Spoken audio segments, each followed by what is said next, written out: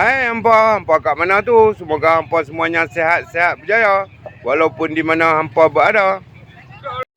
Hari ini Mak Ali berada di Pasar Pagi Pida 3 pula sahabat-sahabat tu. Pasar Pagi Pida 3.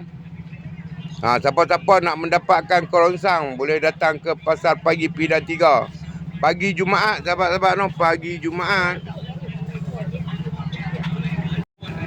Buah jering sahabat-sahabat, buah jering pula pagi ni. Buah jering. Sedikit view untuk hampa pagi ni. Sayur pula sahabat-sahabat. Sayur pula. RM3-5. Ubi RM5, jagung. Ubi ada, jagung ada. Sesiapa yang bermasalah dengan urat sahabat-sahabat boleh dapatkan minyak Raja Kayu kat Bayu Mak Ali.